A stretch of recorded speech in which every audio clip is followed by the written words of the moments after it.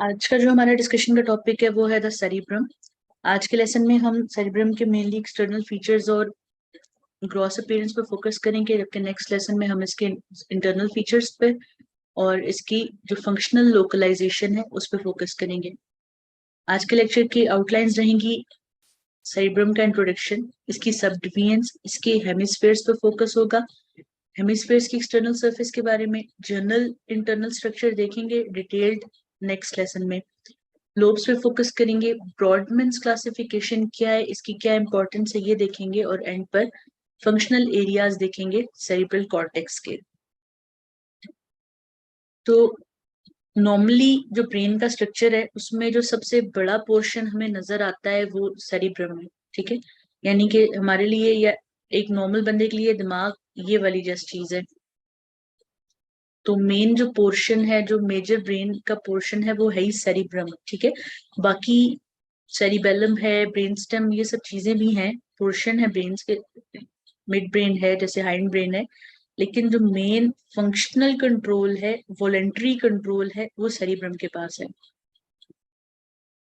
तो क्या डिस्क्रिप्शन है इसकी कि ये लार्जेस्ट पोर्शन है ब्रेन का, और ये क्या करता है कि हायर ब्रेन फंक्शंस करता है, यानी कि वॉलेंट्री, जैसे कि सेंसेशंस फील होना और उनके रिस्पॉन्स में मोटर एक्टिविटी करना, रीजनिंग करना, किसी चीज को समझना, प्लानिंग करना किसी भी काम की, और कोई भी प्रॉब्लम को सॉल्व करना। खास तौर पे जो आईक्यू के लिए भी एक चीज कंसीडर की जाती है कि मैथ्स के प्रॉब्लम सॉल्व करना, या कोई भी ऐसी चीज सॉल्व करना जैसे रिडल हो, कोई पहेली हो, ये चीज फिर समझी जाती है कि ये सेरिब्रम के हायर फंक्शंस हैं। सब डिविजन्स की बात करते हैं तो जैसे ब्रेन की हमने सब डिविजन्स पढ़ी थी कि एक फोर ब्रेन है, एक मिड ब्रेन है, एक हाइंड ब्रेन है। फोर ब्रेन के अंदर फर्दर दो पार्ट्स आते हैं जिनको, और ये जो पार्ट्स हैं ये एम्ब्रियोलॉजिकल या डेवलपमेंटल बेसिस पर डिवाइड किए गए हैं। इसमें टेलेंसेफलॉन है और डायंसेफलॉन है। अब इनमें भी फर्दर डिवीजन्स हैं। ठीक है, जो फोर ब्रेन या प्रोजेंसेफलॉन है, जैसे मैंने बात की टेलेंसेफलॉन और डायंसेफलॉन है, जो मेजर पोर्शन है जिसमें सेरिब्रल लोब्स आती हैं, जो हमें सामने विजिबल हैं, जो हमारे लिए जनरली एक सेरिब्रम होता है जब तक हम जस्ट उसको साइंस में पढ़ रहे होते हैं न्यूरोएनाटमी से पहले, वो यहाँ पर सेरिब्रल लोब है। ठीक है, और उसके अंदर इम्बेडेड जो न्यूक्लियाई हैं जिनको हम कलेक्टिवली बेसल गैंग्लिया कहते हैं, वो टीलेंसेफलॉन के अंदर आता है। ठीक, जैसे यहाँ इस पिक्चर में देखें तो ये सारा जो पोर्शन है, यानी कि सेरिब्रल लोब्स और इनके अंदर इम्बेडेड न्यूक्लियाई, ये सब टीलेंसेफलॉन कहलाएंगे। ठीक है, ये सब टीलेंसेफलॉन कहलाएंगे। और डायंसेफलॉन के ये ग्रुप ऑफ स्मॉलर न्यूक्लियाई हैं जिसमें एपिथैलेमस है, थैलेमस है, हाइपोथैलेमस है, और सब थैलेमस आता है। ये जस्ट इतना सा पोर्शन बनाता है, और डायंसेफलॉन ही वो पोर्शन है जो मिड ब्रेन के साथ कनेक्टेड है। मिड ब्रेन की स्पीरियर बाउंड्री में हमने पढ़ा था कि it connects with the thalamus of diencephalon of the forebrain. तो ये वही डायंसेफलॉन है मिड ब्रेन के साथ कनेक्ट होने वाला। प्रोजेंसेफलॉन या फोर ब्रेन की मजीद छोटी डिवीजन्स की बात करते हैं तो जैसे देखा कि एक जो बड़ा स्ट्रक्चर था वो सेरिब्रल हेमिस्फीयर था। उसके अलावा इसके अंदर एक और स्ट्रक्चर आता है जिसको हम कॉर्पस कैलोसम कहते हैं। ये क्या चीज है? ये एक व्हाइट मैटर्स का यानी एक्सॉन बंडल्स का ग्रुप है जो दो साइड की हेमिस्फीयर्स को, राइट और लेफ्ट को, आपस में कम्युनिकेट करवाता है। उससे लोअर पोर्शन सेप्टम पेलिसिडम और उससे नीचे लाई करने वाला पोर्शन फॉर्निक्स कहलाता है। इसकी ज्यादा डिटेल हम इसकी इंटरनल स्ट्रक्चर्स के साथ देखेंगे, अभी जस्ट क्लासिफिकेशन के लिए कि टेलेंसेफलॉन भी फर्दर पार्ट्स में डिवाइडेड है। ठीक है, डिफरेंट क्लासिफिकेशंस होंगी इसकी भी, फंक्शनल बेसिस पर भी हैं, स्ट्रक्चरल बेसिस पर भी हैं, वो हम देखेंगे। और ये सारा जो ग्रीन पोर्शन है ये फिर टेलेंसेफलॉन आ गया, और जो ऑरेंज से जस्ट मेंशन किया हुआ है ये डायंसेफलॉन है। जैसे इसमें पहले पढ़ा हमने कि इसमें सब थैलेमस, एपिथैलेमस, हाइपोथैलेमस और थैलेमस है। बात करते हैं सेरिब्रल हेमिस्फीयर्स की, तो मेन सेरिब्रम को दो हाफ्स में डिवाइड किया गया है जिनका नाम है सेरिब्रल हेमिस्फीयर। यानी स्फीयर का हाफ, यानी स्फीयर क्या होता है? एक काइंड ऑफ सर्कल स्ट्रक्चर।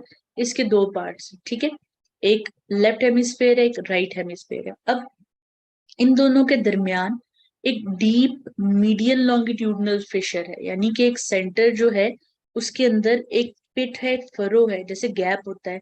इसके लिए रिजेम्बलेंस के लिए अक्सर जो है ना वॉलनट या अखरोट की एग्जाम्पल दी जाती है ब्रेन के स्ट्रक्चर को समझने के लिए, बिल्कुल उसी तरह शेल में मौजूद है। और आपने देखा होगा कि वॉलनट के अंदर भी ऐसा सेंट्रल लाइन होती है, इवन उसके शेल के अंदर भी ऐसा ही डिजाइन बना होता है कि वो उसमें लॉज हो जाए जाकर।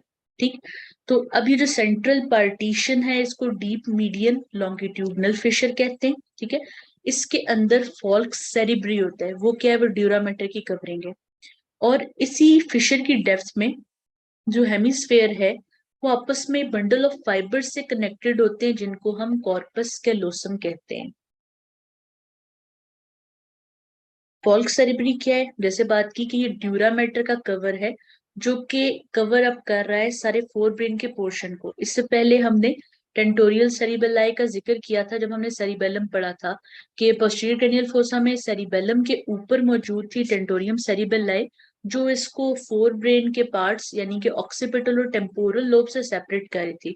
अब जो इस टेंटोरियम सेरिबेलाई से ऊपर सारा लोकेटेड है ये फोर ब्रेन है, और इसको कवर कर रहे फॉल्क सेरिब्री। ठीक है, अब ये इस तरह है कि ये दो हाफ्स को अलग अलग कवर कर रही है, और सेंटर जो पोर्शन है उसके अंदर डीप, क्योंकि मीडियन लॉन्गिट्यूडनल फिशर है तो ये डीप फरो के अंदर तक मौजूद है।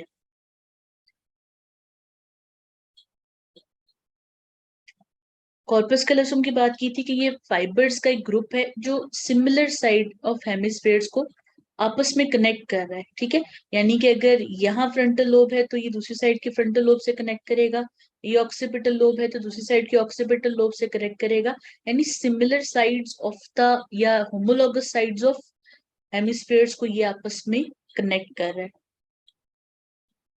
इस पिक्चर में आप देख सकते हैं। ठीक है, ये कॉर्नल सेक्शन में दिखाया हुआ है, this structure is called corpus callosum. External surface की बात करते हैं सेरिब्रल हेमिस्फेयर की, तो यहाँ सब चीजें तीन है, तीन सरफेसेस हैं, तीन बॉर्डर्स हैं और तीन पोल्स हैं। पहले बात करते हैं तीन सरफेसेस की। सबसे ऊपर जो सरफेस है जहां से नजर आता है ब्रेन, यानी कि स्कल के ऊपर से देखा जाए जहां वर्टेक्स है, दैट इज द स्पीरोलेटरल सरफेस। ठीक है, सुपीरियर और लेटरल। फिर मीडियल सरफेस है। अब क्योंकि ये दो हाफ्स है तो मीडियल सरफेस जो है ना वो कट सरफेस को बताया जाता है, यानी जब कट करके देखा जाए तो जो एक साइड है, जैसे वॉलनट की एक साइड हो तो वो मीडियल सरफेस है। और फिर इंफीरियर सरफेस है। अब इंफीरियर सरफेस वो है जो बेस ऑफ स्कल के अंदर लोकेटेड है। ठीक है, वो जो फोसास के अंदर प्रॉपरली जो पोर्शन टच होता है ना, interior cranial fossa, middle cranial fossa और पोस्टीरियर क्रैनियल फोसा में, वो ये इंफीरियर सरफेस होती है सेरिब्रल हेमिस्फेयर्स की। फिर तीन बॉर्डर्स हैं। बॉर्डर्स कौन से हैं? बॉर्डर्स में सुपीरो मीडियल बॉर्डर है अंदर की तरफ का और फ्रंट साइड पर। फिर इंफीरोलेटरल बॉर्डर है इंफीरियर साइड से, क्योंकि ज़ाहिर है 3D स्ट्रक्चर, यानी अगर इस तरह देखें तो ये वाला जो बॉर्डर है ये है इंफीरोलेटरल बॉर्डर, और इसी के अंदर जो साइड है यानी कि जो ब्रेन स्टेम के साथ कनेक्ट हो रही है उसके साथ जो ओवरलैप करने वाला पोर्शन है सेरिब्रल हेमिस्फेयर का, that is called the inferomedial border. ठीक है, उसके अलावा इसमें तीन पोल्स हैं। जो फ्रंट की साइड पे that is called the frontal pole, जो लोअर साइड पे है ईयर की तरफ डायरेक्टेड है that is the temporal pole, और बैक साइड पे जो है this is called the occipital pole.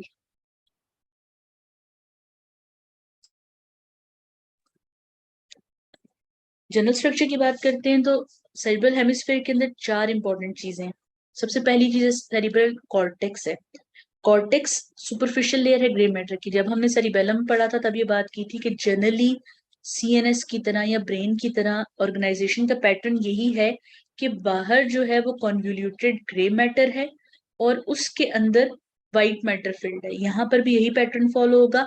Superficial layer जो है ग्रे मैटर की वो सेरिब्रल कॉर्टेक्स कहलाएगी।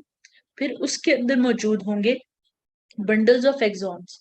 अब जाहिर है ग्रे मैटर के अंदर तो डेंड्राइट्स और सेल बॉडीज होती हैं न्यूरॉन्स की, न्यूरॉन के एक्सॉन्स मिलकर व्हाइट मैटर बनाते हैं। ठीक है, उसके अलावा यहाँ जो चीज डिफरेंट है या न्यू है वो है बेसल गैंग्लिया। ये क्या है? ये डिफरेंट न्यूक्लियर मैसेज हैं, न्यूक्लिया यानी कि कलेक्शन ऑफ सेल बॉडीज हैं जो कि व्हाइट मैटर के अंदर स्कैटर्ड है। एक तो सेरिब्रल कॉर्टेक्स है ना, एक सेपरेट एंटिटी है वो कि वो बाहर मौजूद है।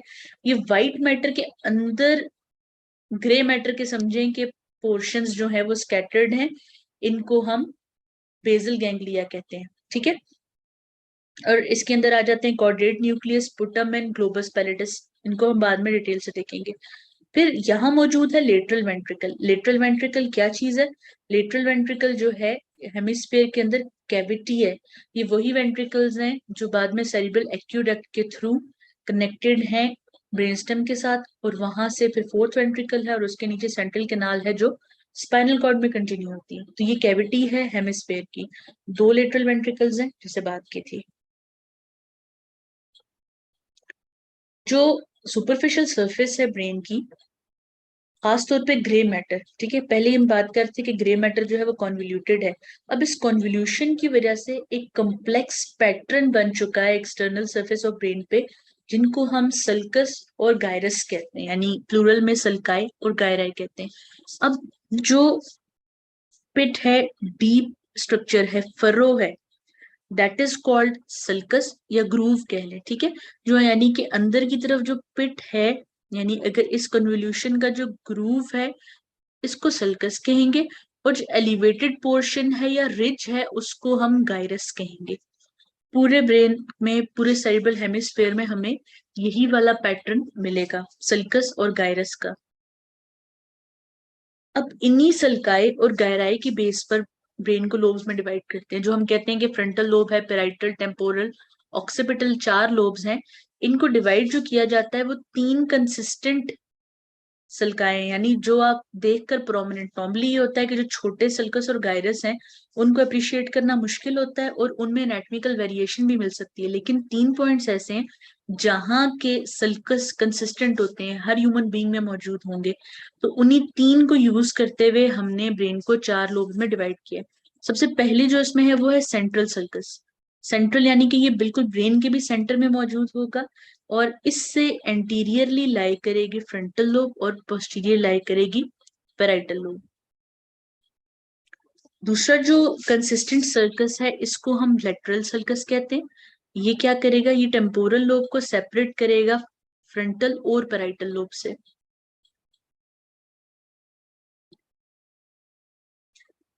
तीसरा जो कंसिस्टेंट सल्कस है that is called the parieto occipital sulcus, यानी कि ये पेराइटल और ऑक्सीपिटल लोब के दरमियान है और सेपरेट कर ऑक्सीपिटल लोब को पेराइटल और टेम्पोरल लोब से, ठीक है। अभी चार लोब्स में डिवाइड हो चुके हैं, और ये जो चार नाम है, फ्रंटल, पेराइटल, टेम्पोरल, ऑक्सीपिटल, ये इस स्पेस पे रखे गए हैं कि जो स्कल का पोर्शन या जो बोन इनको ओवरलाई कर रही है उस बेस पर, ठीक है। अब जनरल फंक्शंस इनके ये हैं कि जो फ्रंटल लोब है वो motor function, motivation, aggression, smell और मूड से रिलेटेड है। जो पेराइटल लोब है वो सेंसरी इंफॉर्मेशन से रिलेटेड है। ऑक्सीपिटल लोब विजुअल प्रोसेसिंग से रिलेटेड है। और टेम्पोरल लोब जो है वो स्मेल। अब सोचने की बात ये कि यहाँ भी स्मेल है, यहाँ भी, तो ये दो डिफरेंट एस्पेक्ट्स हैं। फ्रंटल लोब जो है वो स्मेल को परसीव करती है, यानी सूंघने की जो हिस्सा है, लेकिन जो स्मेल को पहचानना है कि किस चीज की खुशबू है, ये परफ्यूम है, ये कॉफी है, ये चाय की खुशबू है, जो भी डिस्टिंक्ट चीज आपको पसंद है, वो टेम्पोरल लोब करती है, ठीक है। हियरिंग से रिलेटेड है मेमोरी और एब्स्ट्रैक्ट थॉट्स, जनरली आप जो आइडिया सोचते हैं वो टेम्पोरल लोब का काम है। उसके अलावा एक मिडियल साइड पे पोर्शन है जिसको लिम्बिक लोब कहा जाता है। ये इस तरह प्रॉपर लोब नहीं है जिसको सल्कस की बेस पर डिवाइड किया जाए, लेकिन जैसे कि पोर्शन है, और क्योंकि इसके अंदर भी स्ट्रक्चर्स हैं, आगे सिस्टम, लिम्बिक सिस्टम वर्ड भी इसके लिए यूज होता है। तो ये डिफरेंट ग्रुप ऑफ न्यूक्लियाई है लेकिन फंक्शन इनका एक है, इसलिए इनको as a single entity consider करते हैं। इनका काम क्या है? ये इमोशनल स्टेट्स एस्टेब्लिश करते हैं, गुस्सा, हंसी आना, खुश होना, उदास होना, मतलब हर तरह की जो इमोशनल स्टेट है ह्यूमन बीइंग की, उसके लिए ये रिस्पॉन्सिबल है, ठीक है। उसके बाद ये कॉन्शियस इंटेलेक्चुअल फंक्शंस को अनकॉन्शियस फंक्शंस के साथ लिंक करते हैं, ठीक है। कोई भी कॉन्शियस थॉट का जो अनकॉन्शियस एलिमेंट होता है उसको लिंक करते हैं। उसके अलावा मेमोरी को स्टोर करते हैं, ठीक है। इसी के अंदर हिपोकैम्पस और एमिगडाला है जिनके अंदर हमारी मेमोरी स्टोर होती है। इस चीज को फिर हम बाद में डिटेल से डिस्कस करेंगे। अब ये जो लोब्स हैं ये फर्दर डिवाइडेड हैं डिफरेंट पार्ट्स में। अब पैटर्न ये है कि एक जो कंसिस्टेंट सल्कस की वजह से लोब बनी थी, उसके अंदर कुछ माइनर सल्काए जो हैं मजीद उनको लोब्स में डिवाइड करेंगे। फॉर एग्जाम्पल फ्रंटल लोब की बात करते हैं तो यहाँ पर दो छोटे सल्काए और मौजूद हैं जिनका नाम है स्पीरियर फ्रंटल सल्कस और इंफीरियर फ्रंटल सल्कस। अब दो क्योंकि सल्काए हैं इनकी वजह से ये लोब तीन पार्ट्स में डिवाइड हो जाती है, तीन गायरस में basically, superior frontal gyrus, middle frontal gyrus और इंफीरियर फ्रंटल गायरस। ठीक है, और एक इसका प्री सेंट्रल गायरस है वो जो कंसिस्टेंट सेंट्रल सल्कस की वजह से है। फिर पेराइटल लोब की बात करते हैं। पेराइटल लोब में मेन जो चीज है वो पोस्ट सेंट्रल गायरस है। ठीक है, अब पोस्ट सेंट्रल गायरस वही जगह है जहां पर सारे सेंसरी ट्रैक्ट्स आकर टर्मिनेट होते हैं। इसी तरह फ्रंटल लोब का प्री सेंट्रल गायरस वो जगह है जहां से सारे डिसेंडिंग या मोटर ट्रैक्ट्स ओरिजिनेट होते हैं। ठीक, इस फंक्शनल लोकलाइजेशन में हम इस चीज को डिटेल से डिस्कस करेंगे, just for the sake of interest कि आपको पता हो कि इसकी इंपॉर्टेंस है। पेराइटल लोब में पोस्ट, ठीक है, पेराइटल लोब में पोस्ट सेंट्रल गायरस आता है।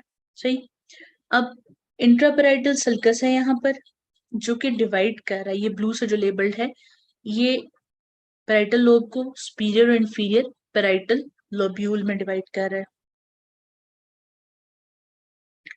इसी तरह टेम्पोरल लोब को दो सल्काए, सुपीरियर टेम्पोरल सल्कस और इंफीरियर टेम्पोरल सल्कस, तीन लोब्स में डिवाइड करते हैं, तीन गायरसेस में बेसिकली डिवाइड करते हैं, superior, middle and inferior temporal gyrus. अब इंसुला क्या चीज है? इंसुला ये जो लेटरल सल्कस है हमारा, ठीक है, इसके अंदर जो डीप पोर्शन है इसको इंसुला कहते हैं। ये जो इंसुला है इसके ऊपर ये एक ऐसा रीजन है जिसमें तीनों जो लोब्स हैं, फ्रंटल, पेराइटल और टेम्पोरल, उनका पोर्शन इसको कवर करता है। यानी अगर आप इस पॉइंट को फोकस करें तो ये एक ऐसा पॉइंट है जहां पर फ्रंटल लोब की भी कंट्रीब्यूशन है, जहां पर पेराइटल लोब की भी कंट्रीब्यूशन है, जहां टेम्पोरल लोब की भी कंट्रीब्यूशन है। ठीक है, अब जो फरो के अंदर जगह है उसको तो इंसुला कहा है जैसे ये दिखाया हुआ है। अब जो जो पोर्शन इसको कवर कर रहे हैं रिस्पेक्टिव लोब्स के, उन उतने पोर्शन का नाम ऑपरक्यूलम है। यानी कि फ्रंटल लोब का जितना हिस्सा इस इंसुला को कवर करेगा उसका नाम होगा फ्रंटल ऑपरक्यूलम। जो पेराइटल लोब का हिस्सा कवर करेगा that will be called the parietal operculum, और जो टेम्पोरल लोब का हिस्सा कवर करेगा उसको कहेंगे टेम्पोरल। ठीक है, फ्रंटल ओपर्क्यूलम, पेराइटल ओपर्क्यूलम और टेम्पोरल ओपर्क्यूलम होंगे। यानी कि अगर यहाँ पे हम बनाए यहाँ पर फ्रंटल पोर्शन, पेराइटल पोर्शन और टेम्पोरल, तो वो ओपर्क्यूला कहलाएंगे, और जो डिप फरो के अंदर मौजूद है वो इंसुला है। ऑक्सीपिटल लोब के लिए मीडियल साइड पर स्विच करते हैं। इसके जो सल्काएं हैं वो मीडियल साइड पर लोकेटेड है।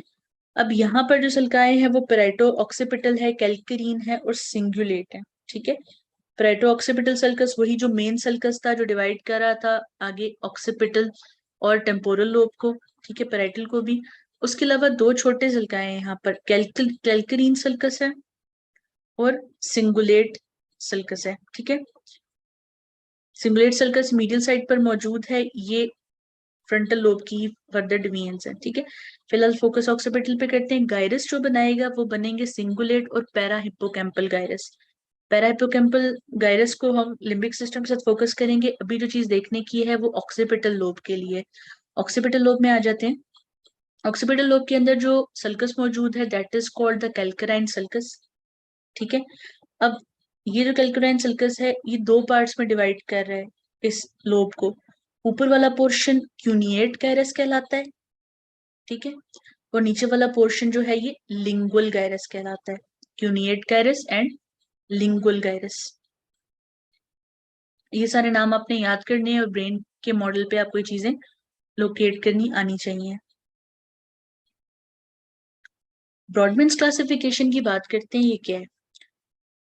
ब्रॉडमैन एक न्यूरोसाइंटिस्ट था, एक न्यूरोलॉजिस्ट था जिसने एक साइटोलॉजिकल मैप बनाया था। ठीक है, जैसे मैप होता है ना जिसके ऊपर कंट्रीज लेबल्ड होती हैं, इसने ब्रेन का एक मैप बनाया था। और जिस बेसिस पे बनाया था वो ये था कि इनके हिस्टोलॉजिकल और रीजनल कैरेक्टरिस्टिक क्या है। यानी कि अगर एक एरिया के हिस्टोलॉजिकल स्ट्रक्चर फंक्शंस भी मिलते हैं, स्ट्रक्चर्स भी मिलते हैं, तो उनको एक एरिया का नाम दिया और इसने इन एरियाज की नंबरिंग की थी, ठीक है। और मानी कि जैसे नंबर 40 है तो नंबर 40 इज एन एरिया, उसको ब्रॉडमैन्स एरिया कहेंगे। अब वाइडली जो पैटर्न यूज होता है ना ब्रेन को क्लासिफाई करने का, वो यही है ब्रॉडमैन्स क्लासिफिकेशन, इस नंबरिंग के हिसाब से, ठीक है। तो ब्रॉडमैन्स मैप या ब्रॉडमैन्स क्लासिफिकेशन क्या है? ये नंबर्ड साइटोलॉजिकल मैप है सेरिब्रल कॉर्टेक्स का, जो कि रीजनल और हिस्टोलॉजिकल कैरेक्टरिस्टिक्स की बेस पर है और कुछ फंक्शनल बेसिस पर भी, ठीक है। अब फंक्शनल एरियाज की बात करते हैं। अभी जो हमने क्लासिफिकेशन पढ़ी है यानी कि ब्रॉडमैन्स क्लासिफिकेशन और जो सल्काई की बेस पर क्लासिफिकेशन, इसके हिसाब से अब हम फंक्शनल एरियाज को देखेंगे कि हर लोब के अंदर फंक्शनल एलिमेंट क्या मौजूद है। तो सबसे पहले सबसे इंपॉर्टेंट लोब की बात करते हैं, that is the frontal lobe. Frontal lobe के, अब जाहिर है लोब वो है जो सेंट्रल सल्कस के आगे मौजूद है, ये वाला सारा एरिया। अब इसमें जो सबसे पहला पोर्शन है सबसे एंटीरियर एस्पेक्ट पर, that is called the pre frontal cortex, ठीक है। ये एक एक्सटेंसिव रीजन है फ्रंटल लोब का और ये कॉग्निटिव फंक्शन करता है, ठीक है। कॉग्निटिव फंक्शंस क्या होते हैं? वो चीजें जिनको आप इंटेलिजेंस से रिलेट करते हैं, यानी कि किसी भी चीज को याद करना और उसको याद की हुई चीज को रिकॉल कर लेना, ठीक है। जनरली जहां पर इंटेलिजेंस एग्जिबिट की जाती है प्रॉब्लम सॉल्विंग में, रीजनिंग में, जजमेंट में, कंसाइंस में, इवन पर्सनैलिटी के आप कैसी ड्रेसिंग करते हैं, आपकी डीलिंग कैसी है, ये सब यहाँ से कंट्रोल होता है, ठीक है। और ये मूड को भी कंट्रोल करता है। और ये जो पोर्शन है ये लिम्बिक सिस्टम से भी रिलेटेड है। अब क्योंकि लिम्बिक सिस्टम खुद इमोशनल एलिमेंट से रिलेटेड है, तो इमोशनल कंट्रोल जाहिर है एक पर्सनैलिटी का इंपॉर्टेंट पार्ट होता है। तो this portion along with the limbic system, ये आपकी पर्सनैलिटी, आपके मूड, जो पर्सनैलिटी टाइप्स कहते हैं ना, ABC टाइप पर्सनैलिटीज हैं साइकोलॉजी में, तो वो काइंड ऑफ यहाँ से कंट्रोल होता है। दूसरा जो एरिया है that is called the pre motor cortex. अब ये प्री सेंट्रल गायरस के आगे मौजूद है, ठीक है। इसको ब्रॉडमैन एरिया नंबर 6 कहते हैं। अब ब्रॉडमैन के बहुत सारे एरियाज है, जाहिर है पूरे ब्रेन की लोकलाइजेशन है, लेकिन हम याद उनको करेंगे जो क्लिनिकल और एग्जाम पॉइंट ऑफ व्यू से इंपॉर्टेंट है, ठीक है। तो pre motor cortex is called the Brodmann area 6। अब लर्न रिपीटिशियस और पैटर्न जो मोटर स्किल्स हैं, यानी जो चीज हमने सीख ली हुई है, जैसे ड्राइव करना, जैसे म्यूजिकल इंस्ट्रूमेंट प्ले करना, या इवन सर्जरी में जो स्टिचेस लगाना, यानी कोई भी स्किल जो हमने मास्टर कर ली हुई है उसका कंट्रोल प्री मोटर कॉर्टेक्स के पास है, ठीक है। और ये साइमल्टेनियस या सीक्वेंशियल एक्शंस बनाता है कि जैसे हमें पता है कि अगर हमने लेसेस टाई करने तो हम किस सीक्वेंस में टाई करेंगे, वो ये प्लान करता है, एग्जीक्यूट करवाता है, ठीक है। फिर एक पोर्शन है जिसको प्राइमरी मोटर कॉर्टेक्स कहलाते हैं। ये वो मेन एरिया है जहां से सारे डिसेंडिंग ट्रैक्स ओरिजिनेट करेंगे। क्यों? क्योंकि ये वो एरिया है ब्रॉडमैन एरिया 4 जो कॉन्शियस कंट्रोल करवाता है स्किल्ड वॉलेंट्री मूवमेंट्स के। और डिसेंडिंग ट्रैक्स में भी कौन से? Corticospinal tracks. Basically corticospinal tracks का काम है स्किल्ड मूवमेंट, ठीक है। और ये एरिया स्केलेटल मसल को कंट्रोल करता है। फिर स्पीच एरिया है, इसको ब्रोकाज मोटर स्पीच एरिया कहते हैं। ये इंफीरियर फ्रंटल गायरस में, ठीक है, डोमिनेंट हेमिस्फेयर के, वो क्या है ये हम बाद में देखेंगे, लेकिन जनरली ये यहाँ मौजूद है। और इसको दो नंबर्स दिए गए हैं 44 और 45 ब्रॉडमैन एरिया के, ठीक है। अब ये जो स्पीच एरिया है, अब ये देख सकते हैं कि यहाँ लिखा हुआ है Broca's motor speech area. Speech के दो एलिमेंट्स हैं, एक को सेंसरी स्पीच कंसीडर करते हैं, एक को मोटर। मोटर है कि जो मूवमेंट्स है, जैसे टंग मूव करनी है, पैलेट और सारी ये चीजें फ्रंटल लोब कंट्रोल करती है। और एक इसका सेंसरी एलिमेंट है कि बोलना क्या है, यानी सोच कर बोलना क्या है, क्या बात करनी, कैसे एग्जीक्यूट होनी है बात, वो ब्रोकाज एरिया का काम है फ्रंटल लोब का। लेकिन क्या बात करनी है जो अपने सोच के बोलना है, that is control by Wernicke's area and temporal lobe, ठीक है। तो ब्रोकाज एरिया पे आते हैं वापस। मोटर स्पीच एरिया है जो कि मसल्स ऑफ टंग को डायरेक्ट करेगा and is active as one prepares to speak. जैसे मैं बोलना चाह रही हूँ तो मेरा ब्रोकाज एरिया इस टाइम इन्वॉल्व है, लेकिन सोचा मैंने वर्निकीज एरिया या टेम्पोरल लोब से है, ठीक है। Wernicke's area sensory speech area, इससे सोचा मैंने बोलना क्या है, और जो एग्जीक्यूट किया है वो मोटर स्पीच एरिया से किया है, ब्रोकाज एरिया से। उसके बाद फ्रंटल लोब में लोकेटेड है फ्रंटल आई फील्ड, ठीक है। ब्रॉडमैन एरिया 8, ठीक है। तो आई फील्ड जब हम डिटेल से डिस्कस करेंगे तो देखेंगे टेम्पोरल और फ्रंटल फील्ड्स हैं, किस तरह वीएन डिवाइडेड होती है, तो वो यहाँ लोकेटेड है। वैसे बेसिकली जो वीएन का कंट्रोल है सारा वो ऑक्सीपिटल लोब के पास है, लेकिन कुछ पोर्शन जो है वो डिटरमाइन होता है फ्रंटल लोब से। उसके बाद बात करते हैं पैराइटल लोब की। पैराइटल लोब में जो मेन एरिया है that is called the primary somatosensory और प्राइमरी सोमेस्थेटिक कॉर्टेक्स, ठीक है। इसमें ब्रॉडमैन क्लासिफिकेशन 1, 2 और 3 नंबर दिया गया, ठीक है। ये वो एरिया है जो कॉन्शियस अवेयरनेस करवाता है जनरल सेंसेस की, पेन, टेम्परेचर, टच, वाइब्रेशन, जो भी सेंसेशन हमने पढ़ी थी और जितने ट्रैक्स पढ़े थे असेंडिंग, वो सब यहाँ आकर इस पोर्शन में आकर टर्मिनेट होते हैं, ठीक है। स्किन से स्केलेटल मसल्स इंफॉर्मेशन रिसीव करता है, स्किन से ये सब जनरल चीजें, पेन, टेम्परेचर, टच, और स्केलेटल मसल से क्या करता है, प्रोप्रियोसेप्शन, ठीक है। और स्पेक्चुअल डिस्क्रिमिनेशन करवाता है कि हमें पता चलता है दो चीजों के दरमियान डिफरेंस, और किसी भी स्टिमुलस को प्रिसाइजली लोकेट करता है, यानी कि अगर मैं हाथ पे फिंगर रखूं तो ये बता सकता है, आंखें बंद भी हो तो पता चलता है कि टच कहाँ किया गया है, ठीक है। दूसरा जो पोर्शन है that is called the parietal association cortex. अब ये जो एसोसिएशन कॉर्टेक्स होते हैं ना, समझे ये मिनी कॉर्टेक्स होते हैं, ठीक है।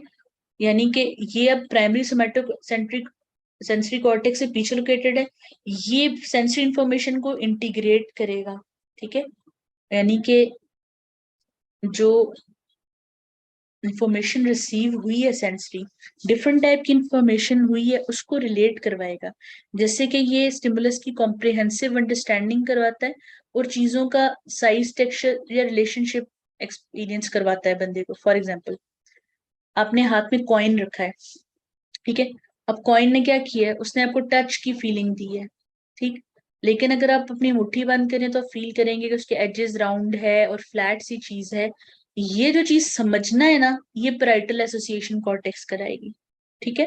स्टीरियोग्नोसिस की चीज को समझना कि चीज है कैसी, चाबी है, कॉइन है, कोई बॉल है हाथ में, ये चीज यानी कि डिफरेंट, जाहिर है वो पेन, प्रेशर, टच, इन सब चीजों की जो इकट्ठा कर कर रिस्पॉन्स फील करना है ना, वो पैराइटल एसोसिएशन कॉर्टेक्स में हो गया।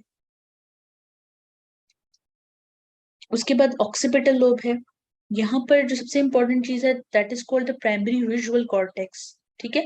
ये जो डार्क कलर से रिप्रेजेंटेड है यहाँ पर, ठीक है। ब्रॉडमैन एरिया नंबर 17 है, मीडियल सरफेस ऑफ हेमिस्फेयर पे। ये बात याद रखनी है कि ऑक्सीपिटल लोब की डिवीजन मीडियल सरफेस पर है, बाकी लोब की डिवीजन एक्सटर्नल सरफेस पर है, लेटरल सरफेसेस पर, ठीक है। ये विजुअल इंफॉर्मेशन लेते दोनों रेटिना से, जो हमारा विजुअल पाथवे है वो टर्मिनेट आकर ऑक्सीपिटल लोब में होता है, ठीक है।